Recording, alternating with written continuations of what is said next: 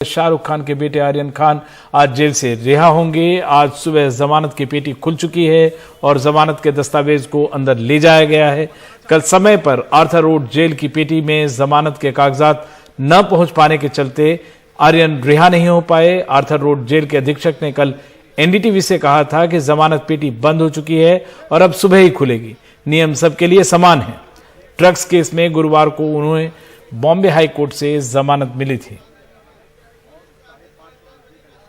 और इस वक्त चल सकते हैं हम अपने दोनों सहयोगी पूजा हैं, मन्नत के बाहर खड़ी हैं और आर्थर रोड जेल से हैं सोहित मिश्रा। सबसे पहले चलते हैं पूजा आपके पास। पूजा, जैसा आप बता रही थी कि कई सारे बॉलीवुड के जो स्टार्स हैं अब धीरे धीरे इनको सपोर्ट करते हुए साथ में खड़े होकर दिख रहे हैं, लेकिन एक और भी जो सवाल उठा कि क्या कहीं जो बॉलीवुड के एक्टर्स हैं, क्योंकि खासकर जिस तरह से पिछले साल कई जो एक्टर हैं उनको बुलाया गया लेकिन अब तक चार्जशीट दायर नहीं की गई, क्या बॉलीवुड के जो स्टार्स हैं उनको एक सॉफ्ट टारगेट भी समझा जा रहा है?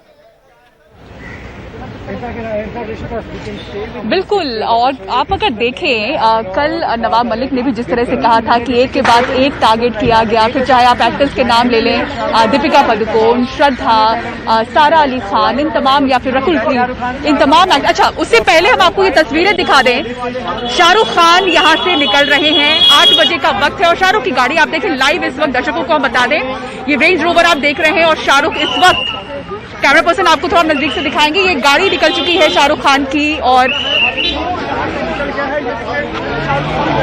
ये देखिए 4 गाड़ियों का पूरा कॉन्वॉय है। सबसे पीछे आप बॉडीगार्ड्स के ये गाड़ी देख रहे हैं। 4 गाड़ियों का पूरा कॉन्वॉय निकल चुका है शाहरुख खान का यहाँ से 8 बजे। और आप समझ लें यहाँ से 12.5 किलोमीटर के लगभग का डिस्टेंस है आर्थर रोड जेल। और इस वक्त क्योंकि शनिवार का दिन है तो इतना ट्रैफिक नहीं होगा और आधे घंटे के करीब वक्त लगेगा उनका जेल पहुंचने में। अब यहाँ से वो सीधे जेल जाएंगे या एक बीच में जो कह सकते हैं, हो सकता है कि ट्राइडेंट होटल में जहाँ पे उनकी लीगल टीम बताया जा रहा था कि रुकी हुई है, क्या वो वहां रुकेंगे, अब ये भी देखना होगा।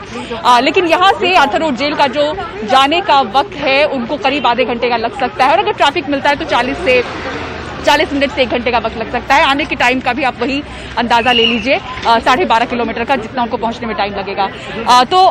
ये आपने तस्वीरें देखी लाइव, हमने दर्शकों को दिखाया। 8 बजे निकल चुके हैं शाहरुख खान मन्नत से, और जिन पर हम बात कर रहे थे कि किस तरह से बॉलीवुड का सपोर्ट या बॉलीवुड को किस तरह से टारगेट किया जा रहा है, तो कल भी नवाब मलिक के आप प्रेस कॉन्फ्रेंस पे ध्यान दें तो उन्होंने कहा था कि जिस तरीके से बॉलीवुड को टारगेट किया जा रहा है, शायद उस बीच में उन्होंने योगी आदित्यनाथ का जिक्र किया था और बताया था कि यहाँ से वो शायद बॉलीवुड को बाहर ले जाना चाहते हैं, यूपी वुड बनाना चाहते हैं, और इस तरह के एलिगेशन वो लगाते दिखे थे। उसी बीच में हम आपको तस्वीरें दिखा दें कि किस तरह से यहाँ पे फैंस का जुटना भी शुरू हो गया है। पोस्टर्स मन्नत के बाहर लगने शुरू हो गए हैं और देखिए शाहरुख की गाड़ी निकली है और एक एक करके फैंस का आना शुरू है।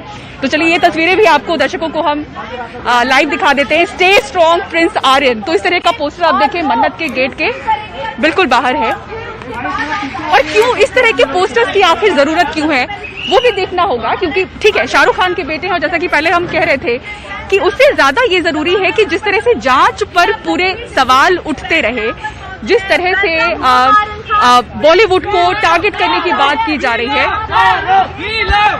एक सेकंड, क्यों जुटे आर्यन, शाहरुख,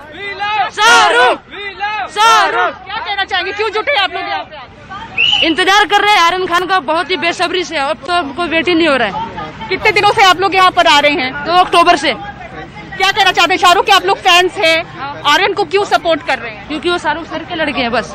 लेकिन उन पर जिस तरह का आरोप है उस पर क्या कहेंगे? वो बेगुनाह है, वो तो साबित हो चुका है, वो पहले से ही सब कुछ साबित हुआ है, कोर्ट में चल रहा है फिलहाल बेल में। बिल्कुल, हाँ बिल्कुल, वो सारी चीजें अभी हमारे फेवर में है, कुछ ऐसा उनके अगेंस्ट में अभी तक पाया नहीं गया है। तो हमारी उम्मीद है और हमारा भरोसा है कि इस चीज को बिल्कुल अभी हम आ रहे हैं उनके लिए वेलकम करने के लिए आए हैं। तो अभी से खुशी शुरू हो चुकी है और आगे भी इंशाल्लाह बहुत अच्छे से सब चलेगा।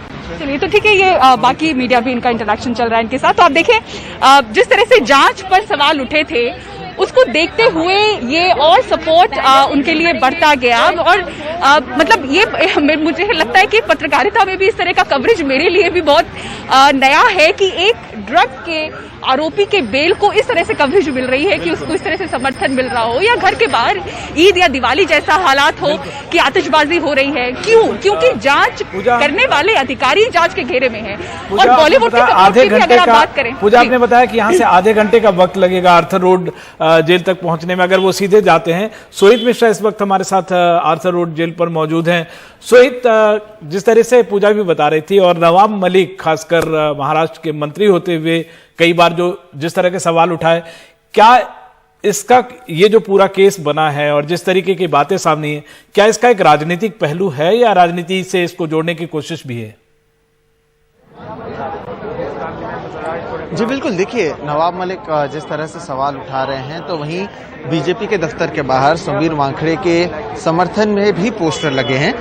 बीजेपी नेता किरीट सोमैया समीर वानखेड़े की बहन से भी मिलने गए थे, तो ऐसा नहीं है कि केवल एक तरफ से हो रहा है। कल आशीष शेलार ने भी समीर वानखेड़े के समर्थन में बयान दिए हैं, तो दोनों तरफ से राजनीति की जा रही है। एनसीपी की अगर बात करें तो नवाब मलिक लगातार सवाल उठा रहे हैं, और केवल सवाल नहीं उठा रहे हैं, हर रोज अपने साथ कोई ना कोई दस्तावेज लेकर आ रहे हैं, कभी इस मामले से जुड़े हुए, कभी समीर वानखेड़े से जुड़े हुए, कभी उनके निजी जीवन से जुड़े हुए, किस तरह से उनको नौकरी मिली उसे लेकर भी सवाल उठाया उन्होंने।